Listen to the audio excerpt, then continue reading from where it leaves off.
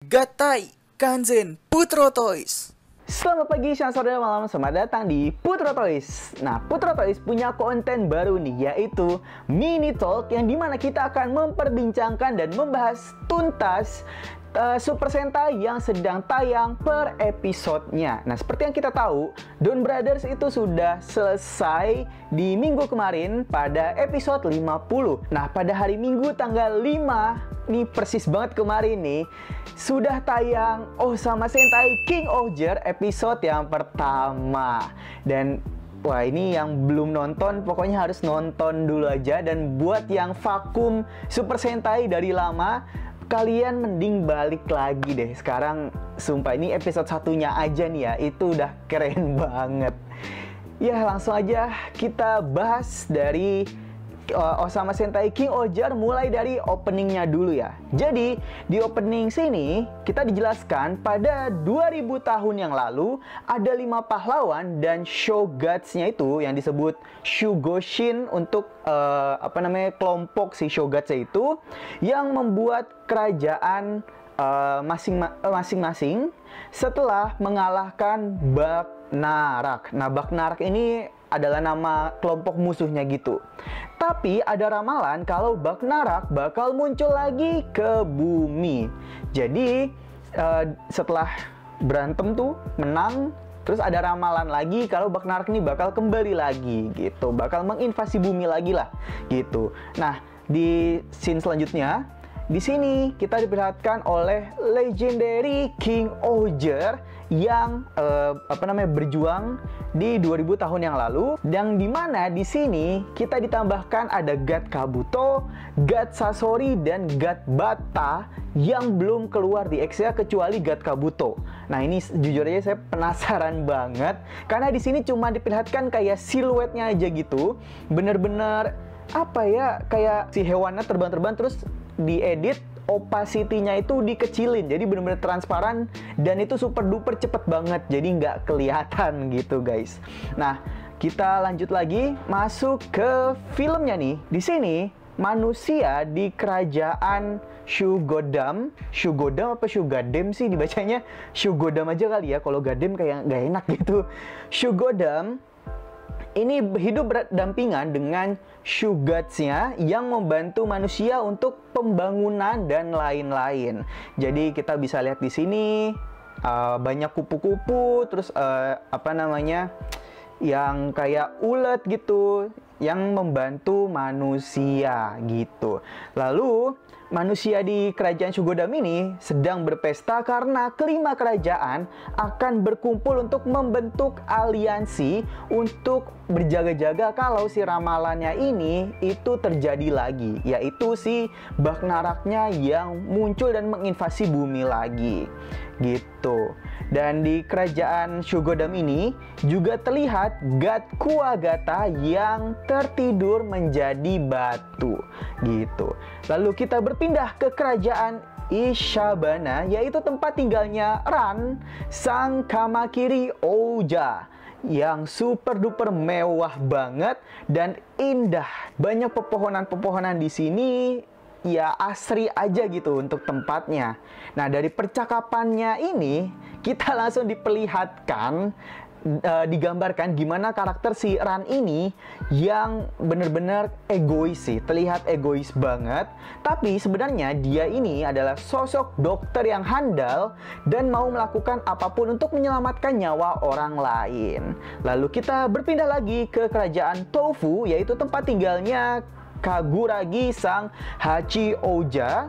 Nah, kerajaannya ini mengusung unsur Jepangan banget. Jujur, first impressionnya saya ini kurang suka sama karakter ini sih. Tapi ya kita tunggu aja gimana development dari si karakter Hachioja ini.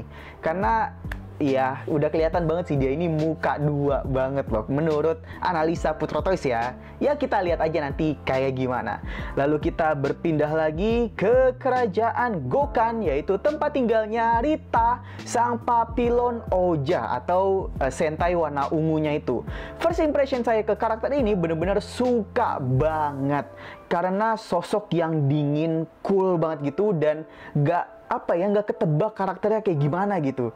Ini asli bakal jadi karakter favorit saya sepertinya. Kecuali kalau nanti tiba-tiba dia jadi sengklek karena ya belajar dari Kamen Rider kan yang berwarna ungu tuh tiba-tiba jadi sengklek gitu, padahal awalnya super duper cool banget gitu kan. Nah, oke. Kita pindah lagi ke kerajaan Nkosopa. Bener nggak sih bacanya? Pokoknya tulisannya tuh Nkosopa. Nkosopa, ya pokoknya kita baca gitu aja. Yaitu tempat tinggalnya si Gusto sang Tonbooja. Tombo atau si capung itulah, Dragonfly. Nah, kerajaan yang sisi IT-nya nih canggih banget. Kalian bisa lihat sendiri di gambarnya sini, bener-bener kayak apa namanya, teknologi gitu canggih banget deh. Nah, first impressionnya bener-bener agak ngeselin sih, sumpah. Dan akhirnya mereka semua bertemu di kerajaan Shugodam atas panggilan dari Raja Shugodamnya. Kita lanjut bertemu dengan Jira sang Kuwagata Oja di panti asuhan yang sedang bermain role play hero bersama anak-anak yang lain, bersama bocil-bocil gitu. Dan di sini dia kebagian menjadi villain dari anak-anak itu. Nah, di sini ada scene lucu di mana si anak perempuan yang sedang memerankan sebagai korban itu kayak nggak ikhlas. Dia ngomong, tolong, kayak gitu. Itu lucu banget sih. Tapi wah, ini anak ceweknya cakep cuy, asli. Masa tiba-tiba jadi pedofil kan nggak lucu. Tapi emang beneran cakep banget ini si anak perempuan ya. Yaudah, kita lanjut lagi. Di scene selanjutnya ada oknum, kita sebut aja oknum, yang pungli dengan alasan minta pajak untuk dibayarkan ke kerajaan. Di sana pungli untuk minta pajak, apa namanya, alasan pembayaran pajak yang harus dibayarkan ke kerajaan. Ini kok malah mirip banget kayak negeri Wakanda ya? Nah, dengan kecerdasan si Jira, dia langsung berlagak kenal sama si oknum ini yang akhirnya dilempari oleh anak-anak kecil itu.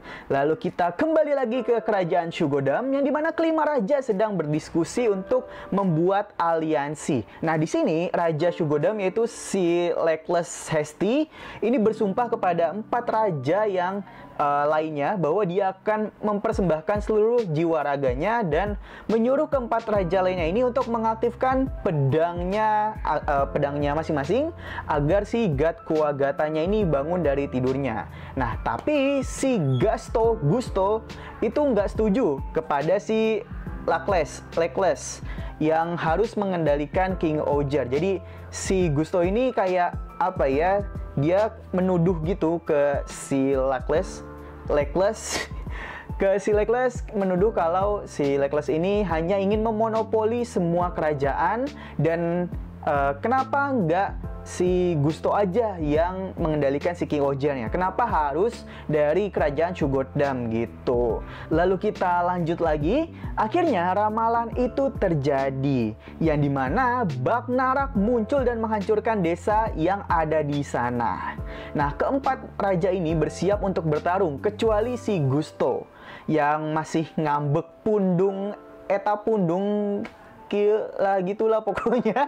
Nah, kemudian mereka berubah dengan mengucapkan Ogai Buso.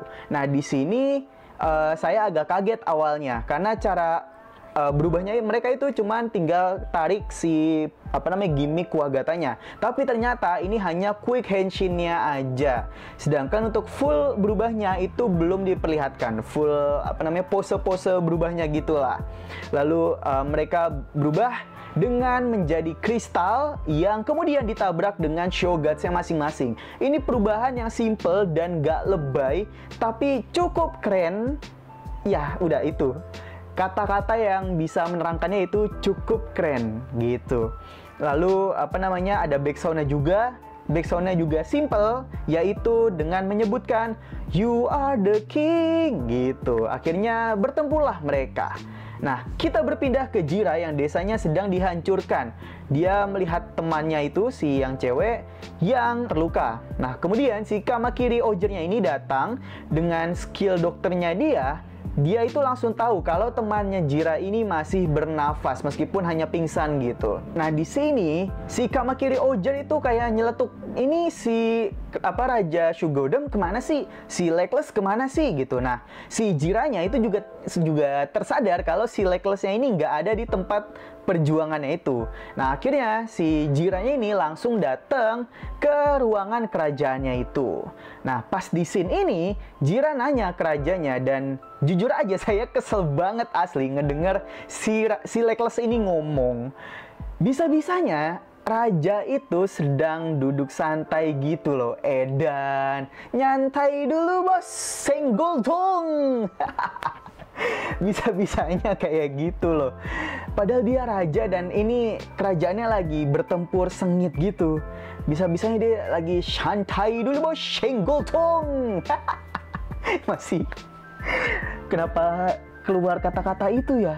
Ya udah, kita lanjut lagi. Nah, ternyata pas di diskusi tadi dengan empat raja dari daerah masing-masing, si Legless ini berbohong.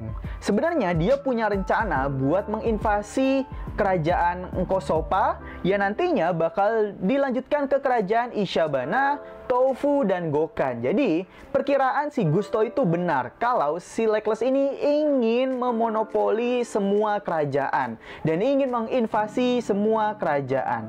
Alasannya itu untuk menyatukan bumi, dan tahu yang Legless bilang, rakyat itu hanyalah alat, akulah negaranya. Wah, itu bener-bener langsung nyelekit banget ke hati sih. Sejujur kesel banget pengen nonjok si Legless.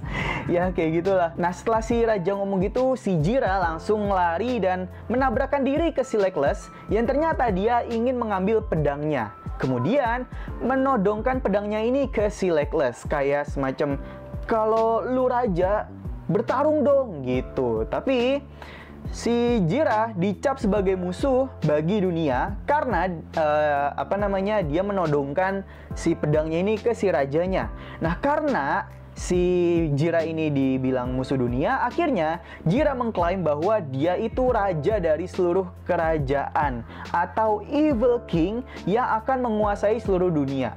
Yang awalnya itu dia kayak kesel gitu, terus tiba-tiba dia change mode gitu, berubah kepribadian yang langsung kayak langsung senyum gitu, kayak Emu. Kalau kalian nonton Kamen Rider X8 itu persis banget kayak Emu pas berubah gitu. Jadi ini saya juga masih agak penasaran apakah si Jirah ini memang punya kepribadian ganda. Ini jujur penasaran banget sih. Nah, karena ucapannya ini akhirnya sang Shugots Kuagatanya ini bangkit dari tidurnya. Scene ini sumpah keren banget sih. Asli, pokoknya buat belum nonton langsung nonton aja deh. Nah, setelah itu si Jirah ketemu sama Kuwagata dan kayaknya mereka ini bisa saling komunikasi gitu loh, menggunakan insting mereka gitu.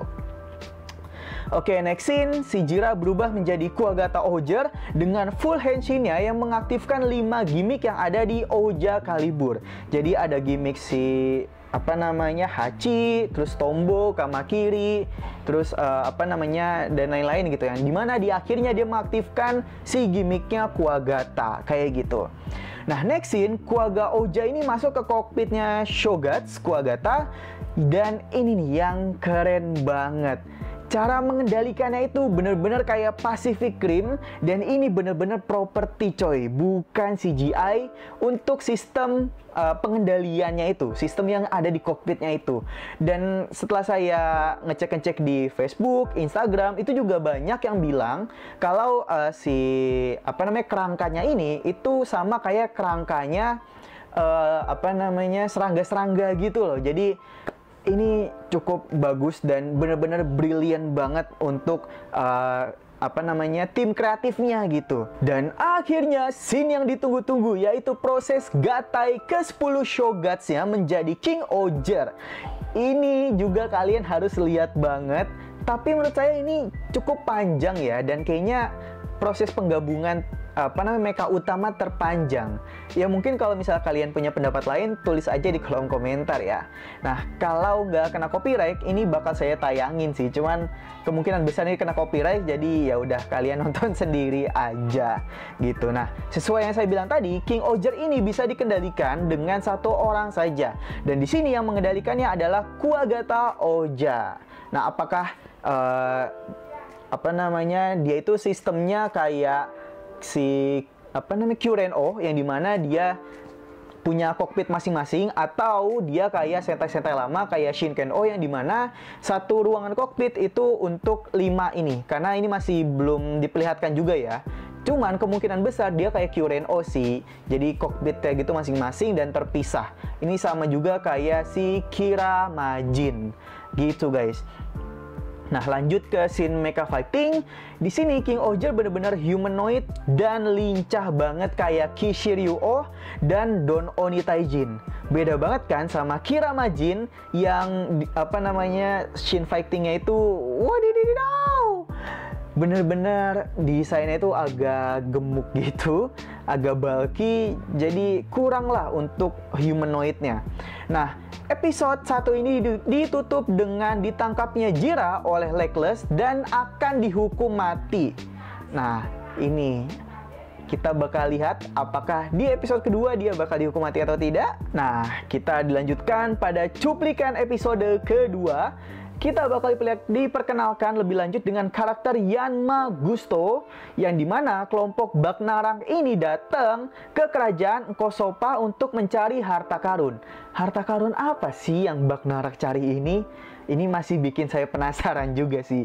Dan cuplikan ditutup dengan Kuwagata Ohja dan Tombo Ohja yang sedang mengendalikan King Ohja. Jadi sekarang King Ohja itu dikendalikan oleh dua pilot gitu. Nah, oke. Jadi untuk episode 1 pembahasannya segitu guys. Nah, untuk episode 1 ini saya kasih nilai 8,8/10. Dari segi penulisan cerita, saya enjoy banget ngikutinnya dan bikin saya penasaran untuk episode-episode selanjutnya. Kemudian, feel-nya itu bener-bener dapet banget ke hati saya. Terutama pas si Legless, si Raja Shugodam itu yang bener-bener bikin saya emosi. Itu saya dapet banget feel emosinya, asli. Nah, terus dari segi karakter untuk episode pertama sudah cukup. Apalagi segi fighting scene-nya itu, si King Ohger ini puas banget sih kalau untuk saya pribadi. Gak terlalu banyak menggunakan efek-efek CGI, tapi untuk serangan-serangannya itu bagus banget gitu. Sayangnya untuk CGI ini masih agak kurang, meskipun sudah jauh lebih baik daripada Don Brother. Karena kan Don Brother itu banyak yang mengeluhkan tentang si Inu Brother dan Kiji kan. Nah, kalau di King Ohger ini ya Sentai-nya itu memang dia asli, kostum asli, hanya saja untuk dunianya itu dia menggunakan CGI. Tapi nggak apa-apa, namanya juga dia kan mengusung tema kerajaan gitu kan. Nah, apakah dia bakal berpindah ke dunia bumi atau tidak? Itu bakal kita lihat di episode-episode selanjutnya. Nah, di episode ini memberikan kesan penasaran banget dan ingin tahu kelanjutannya. Seperti sosok dari Jira yang ingin menjadi King of Evil dan alasan Barou tidak bisa berubah menjadi Tombo Ohger ini apa? Dan kelanjutannya, apakah Jira akan dieksekusi oleh Raja Shugodam? Ini bakal terjawab di episode kedua, yang dimana si Legless, Raja Shugodam itu memberikan satu kesempatan ke si Jiranya. Gitu guys. Nah, buat kalian yang punya pendapat tentang episode pertama King Ohja ini, tulis aja di kolom komentar ya. Jadi sekian dulu mini talk Super Sentai King Ohja episode 1. Langsung aja di di subscribe, like, komen, lalu share juga supaya teman-teman kalian nonton juga ya, supaya banyak nih viewsnya, karena Putra Toys butuh cuan.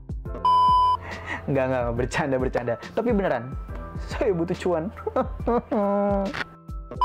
Oke, jadi kurang lebihnya mohon maaf. Selamat pagi, siang, sore, malam. Dadah, sampai ketemu di episode kedua. Yuh.